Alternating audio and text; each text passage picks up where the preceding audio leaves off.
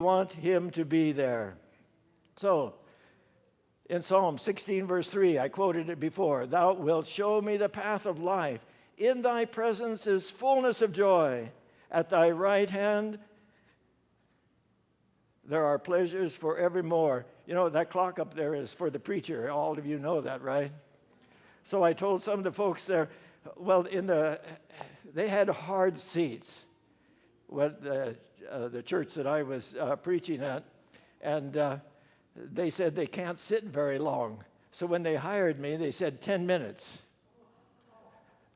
Wouldn't you like a 10-minute sermon? Wow, in and out.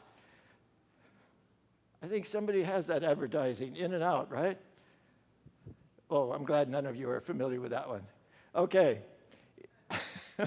Anyway, I finally lengthened it to 20 minutes before I had left.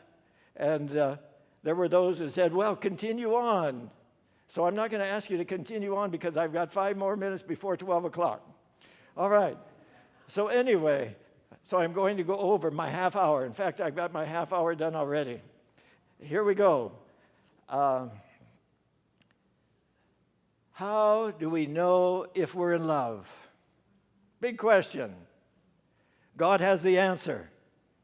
He said, when Jesus came down to this earth, "I delight to do thy will, O my God, yea, thy law is within my heart." I love to read my Bible. I love to read the Spirit of Prophecy. I love to be in connection with Jesus Christ. Then it is transforming us. We're in love. But Ellen White is more specific. I don't know how many of you ever read this statement or not. It's taken from the book Steps to Christ. And I'm sure we've all read the book Steps to Christ. But what does it say?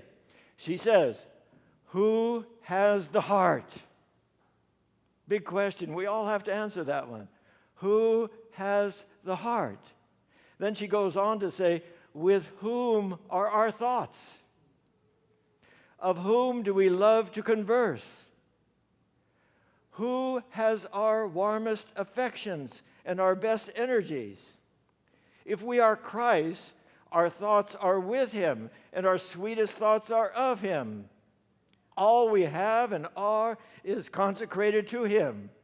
We long to bear his image, breathe his spirit, do his will, and please him in all things. I want you to know it's a love relationship that we need to have with Jesus Christ. Otherwise, we'll never be able to be faithful to him. Never.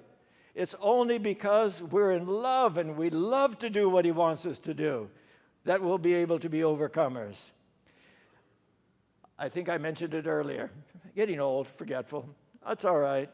There are young people out there. There was a song, and I went to the Philippines to do a week of prayer there, and I asked them if they knew that song, but they didn't. One day I was sitting there waiting to preach, and they started singing it. And the song is, and if I can, falling in love over and over again. Does that sound familiar to any of you here? Falling in love over, oh, well, wonderful. That's what we have to do. I know that some of you, when you first came into the church, oh, you were so much in love with Jesus, and you wanted to do everything. And some old folks didn't say anything to you, but they said, oh, well, be patient. He'll come like one of us, you know. If you didn't understand that, that's okay, too.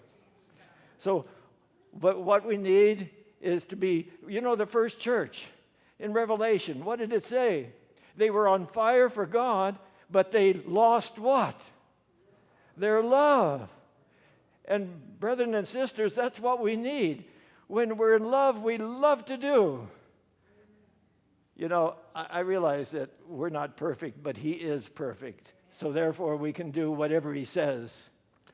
I question Bonnie once in a while. Makes her a little bit peeved with me. But nevertheless, say, I know she's not perfect. But Jesus is perfect, so we don't have to question him. All we have to do is obey because we love to obey.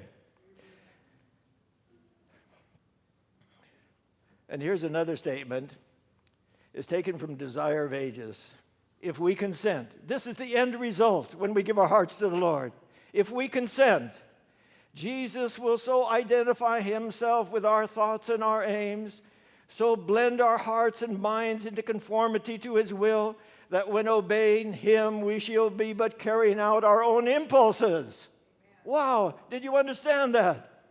Why, we'll be so in harmony with him, we'll just automatically, we won't have to think twice. We just,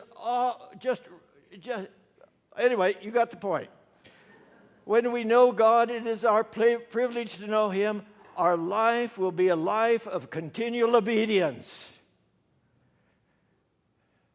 Look, the Christian life does not have to be a gloomy life, not at all. It's a love affair, and we want to be in love with Jesus Christ. Okay, I got 2 minutes. When God looks upon us, he sees us not what we are, but what we can become. And here's a beautiful statement taken from the book Song of Solomon, that in the end, Jesus is coming soon. I want you to know he's coming soon, especially to our young people. It won't be long, and he will be here. Is our heart in harmony with his? And here we find a prophecy.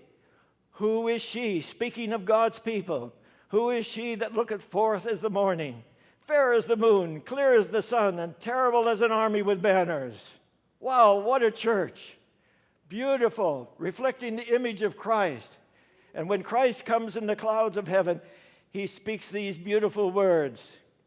My beloved spake and said unto me, Rise up, my love, my fair one, and come away. For lo, the winter is past, the rain is over and gone. The flowers appear on the earth, the time of singing of birds is come. The voice of the turtle is heard in our land. The fig tree putteth forth her green figs, and the vines give a tender smell. Arise, my love, my fair one, and come away. And we answer, O my dove, that are in the clefts of the rock, in the secret places of the stairs, let me see thy countenance. Let me hear thy voice. For sweet is thy voice, and thy countenance is comely. When Jesus comes in the clouds of heaven, why, those who are in love with him will want to look upon his beautiful, beautiful face. But here, it hasn't arrived yet. He's coming soon. But Psalmist says, Oh, that I had the wings like a dove. I would then fly away and be at rest. But the answer comes back to us in the Psalms also. You shall be as the wings of a dove, covered with silver, and her feathers with yellow gold. What beautiful promises that God has given to us. Be faithful. Fall in love with Jesus over and over again. And I'm done, and it's 12 o'clock. So let's turn to our church hymnal, it's number 326. And here's a prayer for us. Open mine eyes that I might see.